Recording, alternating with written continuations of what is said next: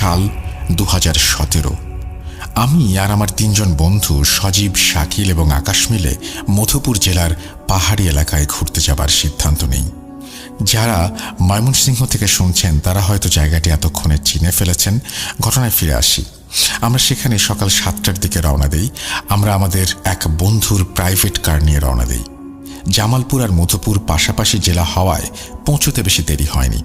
আমরা সারাদিন সেখানে ঘুরে রাত 9টার সময় বাসার উদ্দেশ্যে রওনা দিলাম। যে রাস্তা দিয়ে যেতে হবে সেই রাস্তার এক পাশে একটি খ্রিস্টানদের কবরস্থান রয়েছে। অন্ধকার রাস্তায় আমরা যখন সেটি পার হচ্ছিলাম তখন গাড়ির লাইটে আমরা দেখতে পাই কবরস্থানের কিছুটা সামনে একটা বিড়াল রাস্তায় পড়ে আছে এবং সে কিছু খাবার খাচ্ছে। আকাশ গাড়ি ড্রাইভ করছিল। সে দুষ্টুমি করে বলল, দাঁড়া, বিড়ালটা একটা উচিত শিক্ষা দিতে হবে। আমরা কিছু বুঝে ওঠার আগেই ও বিড়ালের ওপর দিয়ে গাড়ি চালিয়ে দেয়। সাথে সাথেই একটি চাপা আর্তনাদের আওয়াজ আসে। আমরা গাড়ি থেকে নেমে গিয়ে দেখি বিড়ালের মাথা গাড়ির চাপায় পিষে গেছে এবং একটি পা দেহ থেকে আলাদা হয়ে গেছে। আমি আর আমার আরেক বন্ধু সজীব আকাশকে বকা দেয়া শুরু করি। ঠিক এই সময়ে রাস্তার পাশের জঙ্গল থেকে একটি শব্দ আসে। আমরা সেদিকে তাকালে দেখি দুটি রক্ত আগুনে চোখ আমাদের দিকে তাকিয়ে আছে। আমার বন্ধু শাকিল বলে, আগে গাড়িতে উঠে বস, বাসায় চল, তারপর ওকে যা বলার বলিস। এখন এত রাতে এখানে থাকাটা ঠিক হবে না। আমি আর আমার বন্ধু ওর কথা শুনে গাড়িতে উঠে বসি এবং এইবার আমি ড্রাইভ করব বলে সিদ্ধান্ত নেই। গাড়ি স্টার্ট করার পর একটু সামনে গিয়ে আমি গাড়ির গ্লাসের দিকে তাকাই এবং যা দেখি তা দেখার জন্য আমি প্রস্তুত ছিলাম না। আমি দেখি শত শত কালো বিড়াল ওই মৃত বিড়ালটিকে ঘিরে রেখেছে এবং আমাদের গাড়ির দিকে রক্ত আগুন চোখে তাকিয়ে আছে। এমন সময় আকাশ একটি চিৎকার করে। আমরা কারণ জানতে চাইলে সে বলে, কেউ নাকি তার কানে ফিসফিস করে কর্কশ কণ্ঠে বলেছে, এর ফল তোকে ভোগ করতে হবে, তুই আর তোর বন্ধুরা মরবি, সবাই মরবি। আমি ওকে শান্ত হতে বলি, তোর মনের ভুল বলে আমি গাড়ি চালানো শুরু করি এবং আমি যা দেখেছি তা কাউকে বুঝতে দেয়নি। রাত 1টার সময় আমরা যে যার বাসায় পৌঁছে যাই।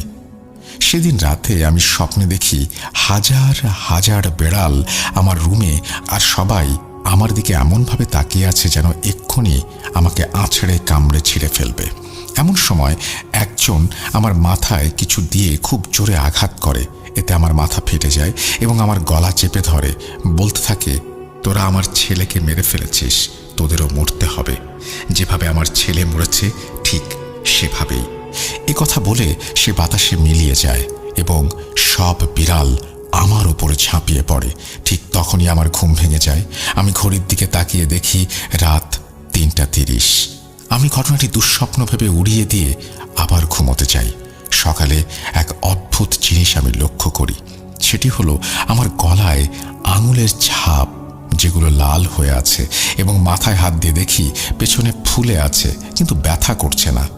এবার আমি সত্যি সত্যি অনেক ভয় পেয়ে যাই। ঘটনাটি আমার বন্ধুদের জানাই। তারা বলে তারাও নাকি একই স্বপ্ন দেখেছে। বিষয়টি আমি আমার পরিবারকে বলতে নিষেধ করি। এর পরদিন রাতে আর কোনো সমস্যা হয়নি। ঠিক সকালবেলা আকাশের বাড়ি থেকে ফোন আসে যে তাকে নাকি সকাল থেকে খুঁজে পাওয়া যাচ্ছে না। আমি বললাম, হয়তো কোথাও গেছে, চিন্তা করবেন না, ফিরে আসবে। এরপর সকাল গড়িয়ে দুপুর হয়ে যায়, আকাশের দেখা মেলে না। ওর বাবা পুলিশে খবর দিতে চাইলে গ্রামের সবার কথায় রাত পর্যন্ত অপেক্ষা করে। এদিকে দুপুর শেষ হয়ে সন্ধ্যা হয়ে যায়। আকাশের মা কান্নাকাটি শুরু করে দেয়। রাত 12টায় তাদের বাড়ির চালে বিকট আওয়াজ হয়। সবাই বাইরে বের হয়ে এসে যা দেখে তা দেখার জন্য কেউ প্রস্তুত ছিল না। আমিও ছিলাম সেখানে। দেখলাম আকাশ এসেছে, কিন্তু জীবিত না, মৃত। তার লাশ দেখে আমরা আঁতকে উঠি। আকাশের মাথাকেও ঘুরিয়ে উল্টো দিকে করে দিয়েছে এবং থেঁতলে দিয়েছে।